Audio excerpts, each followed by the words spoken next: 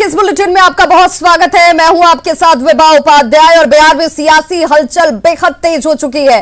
पहले चरण के नामांकन का चौथा दिन है और सियासत चरम पर है। आज पटना से दिल्ली तक सियासी दलों की ताबड़तोड़ बैठकें और मंथन का दौर है। सबसे ज्यादा हलचल एनडीए में है, जहां अब तक सीटों को लेकर कोई औपचारिक घोषणा नहीं हो पाई है। पहली बड़ी खबर ये कि जेडीयू ने बीजेपी को अपनी सीटों की सूची सौंप दी है। खबर यह भी है कि दोनों दलों में इस पर सहमति भी बन चुकी है। वहीं दूसरी बड़ी खबर यह कि आज दिल्ली में बीजेपी केंद्रीय चुनाव समिति की बैठक है, जिसमें सीट और उम्मीदवारों के नामों पर चर्चा होगी। तीसरी बड़ी खबर यह कि महागठबंधन से अलग हुए वीआईपी के मुकेश सहनी आज अपनी रणनीति का खुलासा करेंगे। दोपहर 12 बजे तक का इंतजार कीजिए। मुकेश सहनी की तरफ से प्रेस कॉन्फ्रेंस किया जा सकता है। और चौथी बड़ी खबर यह कि आरजेडी आज पहले फेज के उम्मीदवारों की सूची भी देर शाम तक जारी कर सकती है।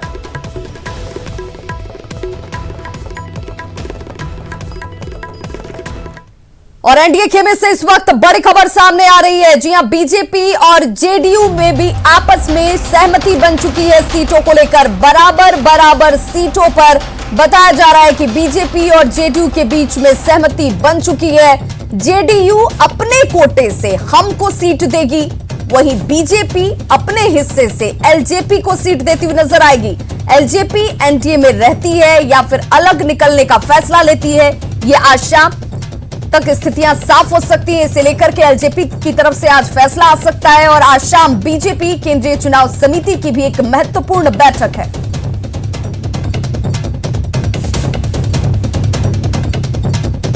तो बीजेपी और जेडीयू के बीच में बराबर सीटों पर सहमति बन गई है।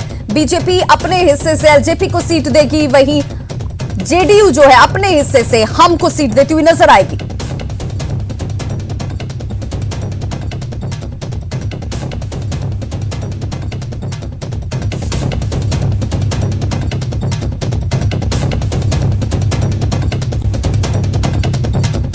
और हमारे सहयोगी अमितेश हमारे साथ जुड़ गए। अमितेश, आज चुकी महत्वपूर्ण बैठक बीजेपी संसदीय दल की होने वाली है, जिसमें बहुत सारी चीजें स्पष्ट होती नजर आएंगी। तो क्या ये आज देर शाम जब ये बैठक होनी है तो ये माना जाए कि इस बैठक के साथ जो फॉर्मूला, एग्रीगेट फॉर्मूला है, वो सामने आ जाएगा?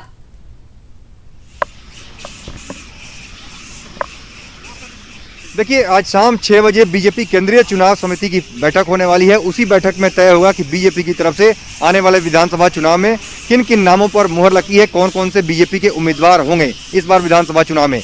लेकिन उसके पहले एक बैठक अभी चल रही है बीजेपी के राष्ट्रीय अध्यक्ष जेपी नड्डा के आवास पर। इसमें बिहार बीजेपी के सभी बड़े नेता शामिल हैं। चुनाव प्रभारी देवेंद्र फडणवीस, प्रभारी भूपेंद्र यादव हैं। इसके अलावा प्रदेश अध्यक्ष संजय जायसवाल हैं, सुशील मोदी हैं, मंगल पांडे, नित्यानंद राय हैं। तो सभी लोगों की एक बैठक चल रही है। और यह बैठक इस मायने में भी महत्वपूर्ण है क्योंकि कल दिन भर जो बैठकों का दौर पटना में चला और जेडीयू के नेताओं के साथ जो मैराथन बैठक हुई बीजेपी की, उसमें लगभग इस बात पर सहमति बन गई कि जेडीयू बीजेपी बराबर सीटों पर चुनाव मैदान में उतरेंगे। जो सूत्र बता रहे हैं उसके मुताबिक 1 से 21 सीटें ऐसी होंगी जिसमें मांझी को एडजस्ट करना है जेडीयू की तरफ से, और दूसरी तरफ बीजेपी अपने कोटे से एडजस्ट करेगी एलजेपी को।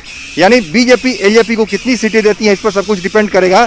हालांकि सूत्र बता रहे हैं उसके मुताबिक बीजेपी किसी भी सूरत में 100 से कम सीटों पर चुनाव मैदान में नहीं उतरेगी। लिहाजा अगर एलजेपी आती भी है, एनडीए के साथ रहती है, तो उसे 20 से 21 सीटें, 20 से 22 सीटें के आसपास मिल सकती हैं। तो ये एलजेपी को डिसाइड करना है आज शाम तक कि वो बीजेपी के साथ रहेगी, एनडीए गठबंधन में रहेगी, या अलग होकर जैसा कह रही है वैसा चुनाव मैदान में उतरेगी। अमितेश, आप हमारे साथ बने रहिए। इस वक्त हमारे साथ बिहार ब्यूरो चीफ दिवाकर तिवारी भी जुड़ चुके हैं। दिवाकर, सियासी हलचल इस कदर चल रही है तेज कि ये समझना बड़ा मुश्किल हो रहा है कि इस वक्त पेच किस विषय पर है। हालांकि अब जो बड़ी खबर है कि बराबर सीटों पर चुनावी मैदान में ताल ठोकते नजर आएंगे बीजेपी और जेडीयू, तो वो बराबर की संख्या क्या है? देखिए, 2-3 दिनों से लगातार मैराथन बैठकें चल रही है। दिल्ली से पटना तक, दिल्ली से पटना की जो दूरी है बिल्कुल कम होती नजर आ रही है। चार्टर्ड प्लेन से बीजेपी के नेता पटना आते हैं, फिर वापस लौट जाते हैं दिल्ली, और सुबह से शाम ये भाग दौड़ चल रही है। और आज लगभग ये माना जा रहा है कि आज ये जो बैठक चल रही है उसको आखिरी मुकाम तक पहुंचाना है, शाम तक, देर शाम तक, क्योंकि ये 4 अक्टूबर का आज वक्त है और आज केंद्रीय चुनाव समिति बीजेपी की वो मुकर्रर हो गई है तारीख की आज जो फर्स्ट फेज के कम से कम उम्मीदवार हैं उनको वक्त दिया जाए, क्योंकि कल 5 अक्टूबर हो जाएगा और कल किसी भी हाल में उम्मीदवारों की लिस्ट जारी कर देनी है, क्योंकि 8 अक्टूबर तक जो उम्मीदवार हैं फर्स्ट फेज के उनको नॉमिनेशन कर लेना है। तो अब ये 3 से 4 दिनों का जो वक्त है वो उम्मीदवारों को देना होगा सभी दिवाकर। ऐसे में एक सबसे बड़ी बात तो ये कि क्या ये प्रेस कॉन्फ्रेंस साझा प्रेस कॉन्फ्रेंस होती हुई नजर आएगी, और अगर होती हुई नजर आएगी तो कब होगी? देखिए, जो 6 बजे का वक्त बीजेपी ने तय किया है केंद्रीय चुनाव समिति की, तो उसको डेडलॉक मान के चलिए कि 6 बजे से पहले बीजेपी, जेडीयू और एलजेपी के बीच कोई ना कोई समझौता हो जाना है। अगर समझौता नहीं होता है तो आप मान के चलिए कि इसमें से गठबंधन में कोई ना कोई दल बाहर हो जाएगा, क्योंकि एलजेपी की बात करें तो एलजेपी के जो चिराग पासवान है कल संसदीय बोर्ड की बैठक बुलाई थी, लेकिन जिस तरीके से रामविलास पासवान की तबीयत खराब हो रही थी और उनको ऑपरेशन करने की नौबत आ गई, तो देर रात रामविलास पासवान की हार्ट सर्जरी हुई है और चिराग पासवान ने ट्वीट करके अब से 4 से 4.5 घंटे पहले ट्वीट करके उन्होंने ये जानकारी दी है कि एक और ओपन हार्ट सर्जरी की जरूरत पड़ सकती है। तो इस वक्त आप देख सकते हैं कि चिराग पासवान किस कश्मकश में फंसे हुए हैं। एक तरफ उन्हें संसदीय बोर्ड की बैठक करनी है, ये ऐलान करना है कि वो गठबंधन में बने रहेंगे कि नहीं बने रहेंगे, और चिराग पासवान ने जो अब तक स्टेप लिए हैं उससे कुछ संकेत, राजनीतिक संकेत मिलते हैं कि अगर चिराग पासवान को अकेले जाना होता हो तो वो कोई ना कोई बड़ा फैसला ले लेते हैं, लेकिन ये संकेत दे रहा है उनके राजनीतिक कदमों से कि उनकी कोई ना कोई बातचीत हो रही है बीजेपी के साथ। और जब बराबर सीटों की बात करें तो लोकसभा की तर्ज पर लगातार बैठकों के बाद बीजेपी और जेडीयू के बीच ये तय हो गया है कि बराबर सीटों पर हम चुनाव लड़ेंगे और जिनके खाते में जो सहयोगी दल है उसको अपने कोटे से सीटें साझा करेंगे। तो अगर जेडीयू की बात करें तो वो या तो 121 या 122 सीटों पर चुनाव लड़ेगी, तो अब जीतन राम मांझी को वो अपने कोटे से सीटें साझा करेगी। जीतन राम मांझी की 4 से 8 के बीच सीटें हो सकती है और जीतन राम मांझी की पार्टी ने भी संसदीय बोर्ड की बैठक बुलाई है, उसमें फैसला करेगी। उनकी 12:30 बजे बैठक होनी है और उसमें तय हो जाएगा कि, तो ये जेडीयू की तरफ से उन्हें सिग्नल दे दिया गया है कि आप भी अब तैयारियां कर लीजिए और अपने उम्मीदवारों के पैनल है उस पर चर्चा कर लीजिए। तो आज काफी महत्वपूर्ण दिन है, आज सभी गठबंधनों और सभी दलों के लिहाज से काफी महत्वपूर्ण है, क्योंकि आज अगर कोई भी दल चूक जाएगा अपने उम्मीदवारों के पैनल पर चर्चा करने से तो उसे वक्त नहीं मिलेगा, अपने उम्मीदवारों को वक्त नहीं दे पाएगा, क्योंकि नॉमिनेशन में भी उन्हें काफी कागजात इकट्ठे करने हैं। कोरोना काल में चुनाव आयोग के दिशा निर्देश बदले हुए हैं और नए दिशा निर्देशों के साथ उनको नए तरीके से तैयारी करनी है, काफी कागजात इकट्ठे करने होते हैं और काफी तैयारियां करनी होती है नॉमिनेशन फाइल करने के लिए। बिल्कुल, इस बीच बड़ी खबर आ रही है, इस बीच बड़ी खबर अपने दर्शकों को उससे जानकारी देते चलें कि जेपी नड्डा जो कि राष्ट्रीय अध्यक्ष हैं, जेपी नड्डा उनके आवास पर बिहार बीजेपी नेताओं की एक महत्वपूर्ण बैठक इस वक्त चल रही है और बैठक में भूपेंद्र यादव, नित्यानंद राय मौजूद हैं, प्रदेश अध्यक्ष संजय जायसवाल की मौजूदगी है, सुशील कुमार मोदी, मंगल पांडे यहां पर मौजूद हैं। बैठक में चुनाव प्रभारी देवेंद्र फडणवीस की भी मौजूदगी है। तो ये देखिए इस वक्त किस तरीके से लगातार महत्वपूर्ण बैठकें और बातचीत का दौर जो है वो इस वक्त होता हुआ एनडीए खेमे में भी, और बीजेपी के लिहाज से ये बैठक बेहद महत्वपूर्ण हो जाती है। राष्ट्रीय अध्यक्ष की मौजूदगी में जेपी नड्डा के आवास पर यह महत्वपूर्ण बैठक हो रही है।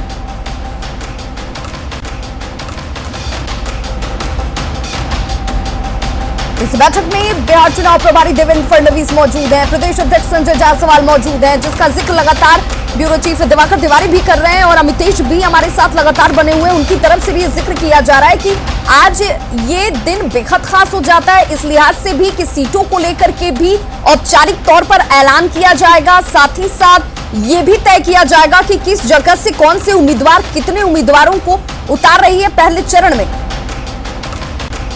तरह से इन बैठकों का स्वरूप है और जो गोपनीयता बरती गई है उसके बाद कितने सीटों पर गत्यावरोध है ये केवल अटकल लगाए जाने की स्थिति है। दरअसल होमवर्क दोनों ही पार्टियों ने अपना पूरा कर लिया है और उस पर दोनों की परस्पर सहमति भी हो गई है, इसलिए बहुत ज्यादा मुश्किल नहीं है। और नीतीश तो बहुत बहुत शुक्रिया दिवाकर और अमितेश आपका इस महत्वपूर्ण जानकारी के लिए। सियासत की एक और बड़ी खबर का रुख करेंगे। वीआईपी नेता मुकेश सहनी आज प्रेस कॉन्फ्रेंस करने वाले हैं और इस प्रेस कॉन्फ्रेंस के पीछे की वजह भी हम अपने दर्शकों को बताएंगे। दोपहर 12 बजे ये प्रेस कॉन्फ्रेंस होनी है। मुकेश सहनी की तरफ से दोपहर 12 बजे प्रेस कॉन्फ्रेंस होगी। महागठबंधन छोड़ने के बाद रणनीति का खुलासा इस प्रेस कॉन्फ्रेंस में किया जा सकता है, जिसके साथ और वो किस के साथ चुनावी मैदान में उतर रहे हैं, इसकी घोषणा भी संभवतः की जा सकती है। और सहयोगी संजय हमारे साथ इस वक्त सीधे लाइव जुड़ गए हैं ज्यादा जानकारी के साथ। संजय, 12 बजे का वक्त जब प्रेस कॉन्फ्रेंस किया जाना है मुकेश सहनी की तरफ से, क्या यह माना जाए कि मुकेश सहनी अब ये बताते हुए नजर आएंगे कि आखिर उनके साथ धोखा कितना बड़ा हुआ और अब वो किस पर भरोसा जताते हुए किसके साथ चुनावी मैदान में होंगे? देखिए विवाह, निश्चित तौर पर चुनावी इतिहास की यह प्रत्याशित घटना है जब प्रेस कॉन्फ्रेंस में साझा प्रेस कॉन्फ्रेंस हो रहा हो और उसमें एक सहयोगी दल जो है वो उठ खड़ा होता है और उसके नेता कहते हैं कि हमारी पीठ में खंजर भोंका गया है और वो प्रेस कॉन्फ्रेंस से बाहर चले जाते हैं। मुकेश सहनी का दावा है कि उन्हें राबड़ी आवाज से यह कहकर लाया गया था प्रेस कॉन्फ्रेंस में कि उनकी जो सीटें हैं वो मुकर्रर कर दी गई है और प्रेस कॉन्फ्रेंस में उनके सीटों की जो संख्या निर्धारित की गई है उस बाबत घोषणा की जाएगी। लेकिन जैसे ही तेजस्वी यादव ने यह कह डाला कि जो 144 सीटों पर राजद लड़ेगा उसमें जो वीआईपी है और झारखंड मुक्ति मोर्चा है उसको सामंजस्य उसका किया जाएगा, वैसे में ही जो वर्कर्स थे उन्होंने अपनी प्रतिक्रिया जाहिर शुरू कर दी और उसके बाद मुकेश सहनी ने यह बयान दे डाला। मुकेश सहनी का यह कहना कि 2 दिनों पहले तक उन्हें श्योर किया गया था कि उन्हें बिहार में उप मुख्यमंत्री का पद दिया जाएगा, उनके लिए जो सीटें हैं वो निर्धारित कर दी गई हैं, लेकिन अंतिम समय में उन्हें उनके साथ छल किया गया है। लेकिन अगर महागठबंधन ये दावा करता है कि महागठबंधन में सीट शेयरिंग हो गया है तो कहीं ना कहीं उसमें ग्रहण सा लगता दिख रहा है। संजय, जिसका जिक्र आप कर रहे हैं कि पहली बार ऐसा हुआ जब संयुक्त रूप से प्रेस कॉन्फ्रेंस हो रहा था और वहां पर ये स्थिति बन जाती है, ये कितना डैमेज कर सकती है महागठबंधन को?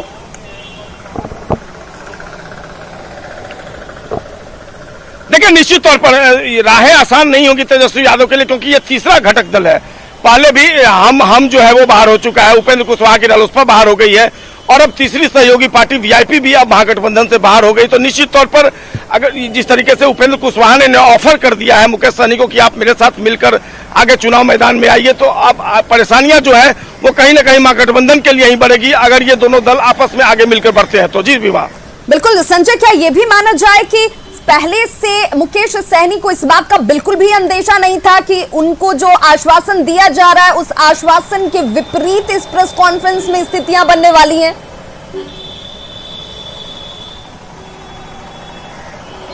देखिए मुकेश सहनी का तो ये दावा है कि राजद की अगर कोई सबसे विश्वस्त सहयोगी थी तो वो वीआईपी थी और उन्हें विश्वास में लिया गया था कि आपके लिए सीटों की घोषणा की जाएगी, उप मुख्यमंत्री का पद भी आपको दिया जाएगा और उसके बाद अंतिम समय में तेजस्वी यादव ने यह कह डाला कि जो 144 सीटों पर राजद लड़ेगा उसमें सामंजस्य बैठाया जाएगा कि कितनी सीटें वीआईपी को दी जानी है। कुछ ऐसी सीटें थी जिसमें राजद ने यह आश्वस्त किया था कि आपकी पार्टी के उम्मीदवार राजद की तरफ से लड़ेंगे। बिल्कुल, जिस डीएनए की शुद्धि का दावा वीआईपी के लिए ये करते हुए नजर आए, उसी प्रेस कॉन्फ्रेंस में उसी डीएनए पर मुकेश सहनी ने सवाल खड़े कर दिए। बहुत बहुत शुक्रिया संजय तमाम जानकारी के लिए। बिहार में चुनाव सिर पर है, लेकिन सियासी दलों में अब भी सीट शेयरिंग और उम्मीदवारों को लेकर के पेच फंसा हुआ है। बात रोहतास की करें तो यहां प्रथम चरण में ही चुनाव है, लेकिन सभी 7 सीटों में से किसी भी विधानसभा क्षेत्र के लिए अब तक किसी भी प्रत्याशी के नामांकन नहीं हुए हैं। आपको यह भी बताते चलें कि अधिसूचना जारी होने के बाद अब 1 अक्टूबर से ही नामांकन की प्रक्रिया की शुरुआत कर दी गई, लेकिन सियासी दलों में सीटों का पेच इस कदर उलझा है कि अब तक किसी भी पार्टी के प्रत्याशी ने नामांकन नहीं किया है, जबकि जिला प्रशासन इसे लेकर पूरी मुस्तैद है। कोविड को देखते हुए तमाम एहतियाती कदम उठाए जा रहे हैं। निर्वाचन पदाधिकारी प्रेमकांत सूर्य ने बताया कि तमाम व्यवस्थाओं के बीच नामांकन की प्रक्रिया शुरू कर दी गई है। 1 तारीख से नॉमिनेशन शुरू हुआ है करगहर विधानसभा के लिए, 209 करगहर विधानसभा के लिए। इसमें अभी तक 3 तारीख तक में किसी भी अभ्यर्थी के द्वारा नामांकन नहीं किया गया। तो निर्वाचन आयोग के गाइडलाइन है और एमएचए के गाइडलाइन है और हमारे आपदा विभाग के गाइडलाइन है, उनको समेकित करते हुए हम लोगों ने निर्धारित किया है कि उसको अक्षरशः पालन किया जाए और पोल डे के दिन भी हम लोगों ने कोविड प्लान बना करके सभी बूथों पे इसको पालन करने का निर्देश अपने सहायक निर्वाची पदाधिकारी को भी दिए हैं। पूर्व मध्य रेलवे की दानापुर रेल मंडल की ओर से प्रमुख स्टेशनों को एयरपोर्ट की तर्ज पर विकसित करने की कवायद तेज कर दी गई है। अब पटना जंक्शन से यात्रा करने वाले यात्रियों के लिए एयरपोर्ट की तर्ज पर ट्रॉली में सामान ले जाने की सुविधा मुहैया कराई गई है। साथ ही कोरोना महामारी को देखते हुए अल्ट्रावायलेट लाइट मशीन भी लगाई गई है, जिससे यात्री अपने बैग को सैनिटाइज करवा सकते हैं। इसके साथ ही बैग रैपिंग के भी सुविधा यात्रियों को हासिल होगी। पटना जंक्शन का जायजा लिया हमारे संवाददाता नैन्सी ने। पटना जंक्शन से यात्रा करने वाले यात्रियों के लिए नई सुविधा यहाँ पे दी गई है। ट्रॉली स्टेशन का यहाँ पे निर्माण किया गया है। यहाँ पे एयरपोर्ट की तर्ज पे जिस तरीके से ट्रॉली दिया जाता था, उसी तरीके से आप पटना जंक्शन अभी जो यात्री आएंगे उनको भी यहाँ पे आते के साथ उनको ट्रॉली मिल जाएगी, जिससे वो अपना लगेज आराम से लेकर के जा सकते हैं। साथ में जो एक और जो सुविधाएं दी गई है वो सुविधा ये है कि लोग लगेज जो लेकर के आते हैं उसको सैनिटाइज किया जाता है। तो सैनिटाइज के लिए यहाँ पे सैनिटाइजेशन मशीन लगाया गया है, जो इलेक्ट्रॉनिक तरीके से अल्ट्रा रे के जरिए यहाँ पे ऑलरेडी देखेंगे कि सैनिटाइज किया जा रहा है। साथ में अगर जो लोग चाहते हैं कि सैनिटाइज के साथ साथ लगेज को पैक कराना, ताकि उन्हें किसी भी तरीके से कोरोना का जो इन्फेक्शन है वो ना फैले, तो उसके लिए पैकेजिंग भी की भी मशीन लगाई गई है। जो लोग चाहते हैं कि सैनिटाइज करने के बाद मशीन से ऑलरेडी पैक किया जाए ताकि किसी भी तरीके की कुछ कोरोना से इन्फेक्शन कुछ ना फैले, तो ये भी मशीन यहाँ पे लगाई गई है। साथ में देखिए कि इसको लोग काफ़ी ज़्यादा पसंद कर रहे हैं। यहाँ पे 10 रुपये की अगर 10 रुपये चार्ज लिया जा रहा है इसमें सैनिटाइज कराने के लिए, और दूसरी अगर मशीन से अगर हम किसी भी सामान को रैप कराते हैं, लगेज को रैप कराते हैं, तो उसके लिए 40 रुपये का हमें शुल्क अदा करना पड़ेगा। मेरे साथ यहाँ पे नीलेश कुमार जी भी मौजूद है। नीलेश जी, क्या कुछ सुविधाएं हैं अभी जो स्टेशन पे जो तैयारी यहाँ पे हुई है? ट्रॉली स्टेशन यहाँ पे व्हीलचेयर की जो लगाई गई इसमें